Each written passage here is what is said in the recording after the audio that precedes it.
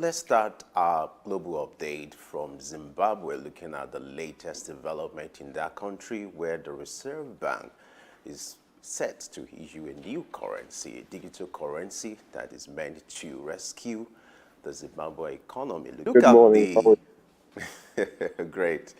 Now, if you look at the poor performance of the Zimbabwe dollar, the exchange rate 36,000 to the US dollar. you? That's at the black market.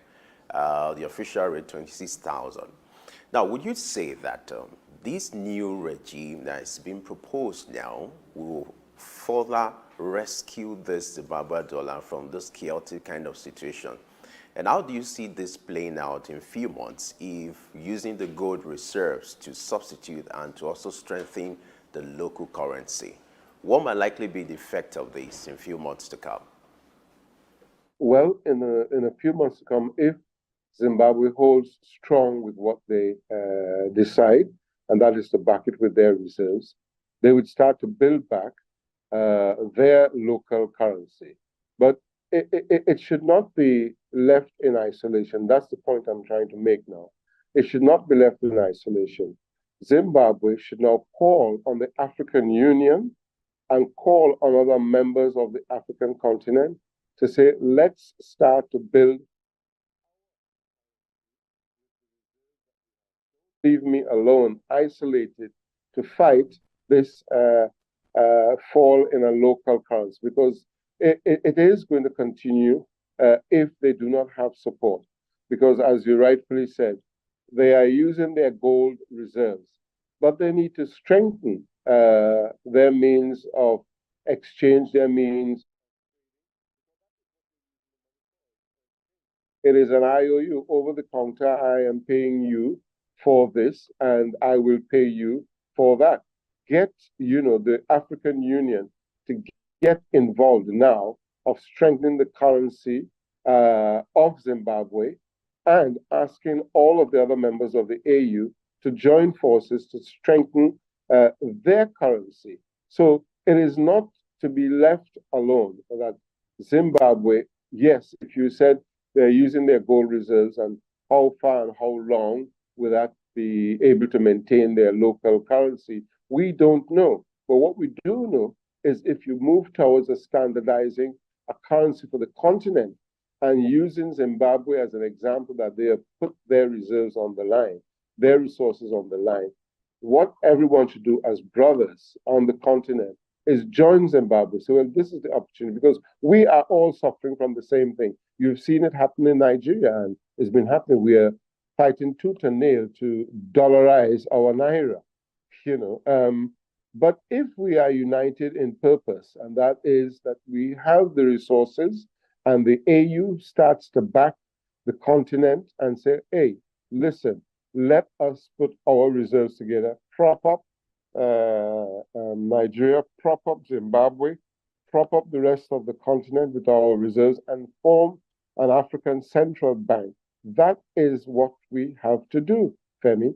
It cannot continue because what's going to happen is that Zimbabwe is left isolated and they will probably crash. As you're asking, how long will this last? They'll probably crash again in whether 6 months or a year because they are going to be struggling with just with their reserves to strengthen their currency again against the dollar. We have to stop that now. We have to go towards a united currency for the continent. That's the only way out. When we add the resources up, there is a value, isn't it?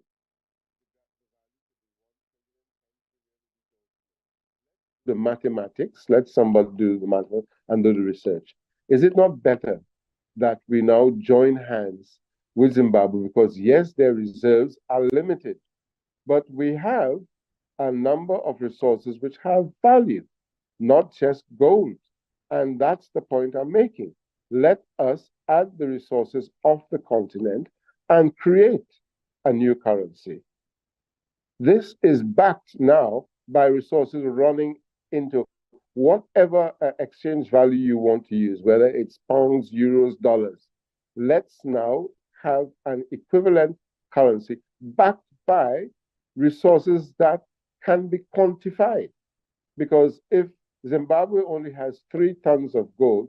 How long will that last to prop up their currency? They're left alone in isolation. The point I'm making is we now need to help Zimbabwe.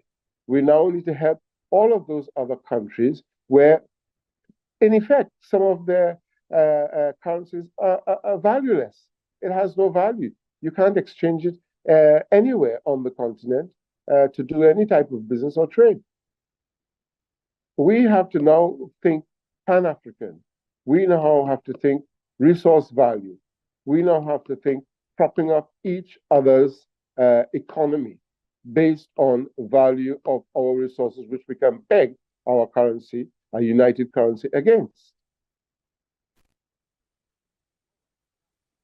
According to reports, the Zimbabwean government have been largely criticized for printing money for spending. One would have expected that if there's a need to print money, it could have been for investment or something more economic. But this time around, money was being printed for, spending, and there has been this large criticism as regards lack of trust when it comes to the Reserve Bank of Zimbabwe, so that a lot of even citizens even prefer to keep their money at home.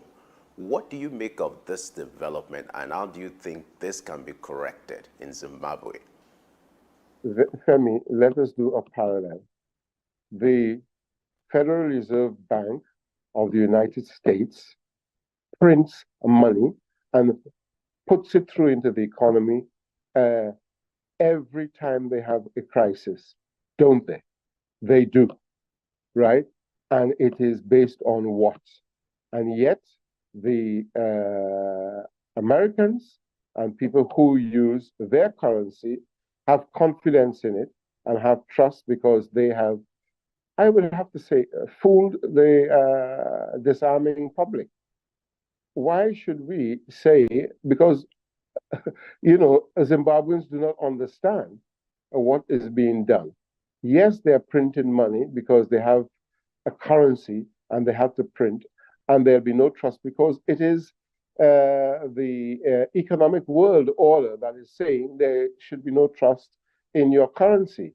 It is a poisoned weapon. It's weaponized because you are saying if you don't use my dollar or you don't use my pound, you cannot trade and you cannot use it in your economy.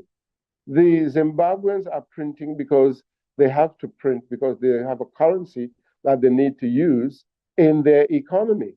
But I'm going back to the same point that that should not be so because everybody else prints money and throws it into the economy. All of the central banks, wherever they are in the world, whether it's the pound, the euro, or the dollar, they print money. And they print money from their central bank to boost their economy. We have to have confidence in whatever currency we are using temporarily at the time, because I'm saying temporarily because the continent as a whole must go towards a standard united digital currency. It is confidence. So somebody has to do confidence building in Zimbabwe, educate the population on what it means to print their local currency and to use their local currency, which is backed by trust because it is backed by a resource that they have, which is gold.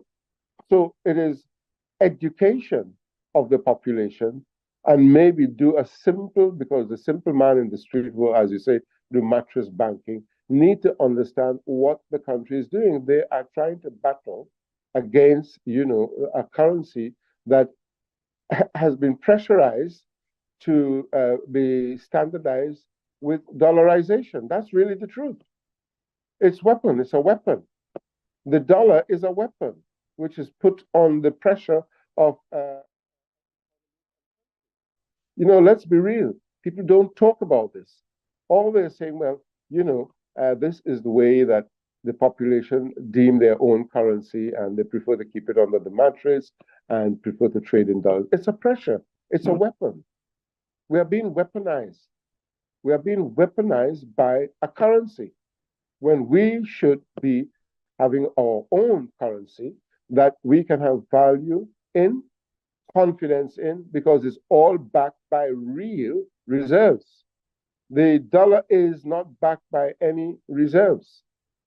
They print and they continue to print, throw it in the economy, and it's about confidence. A currency and a fiat currency is based on confidence. How do you build that confidence? We have to build trust in what we have as well.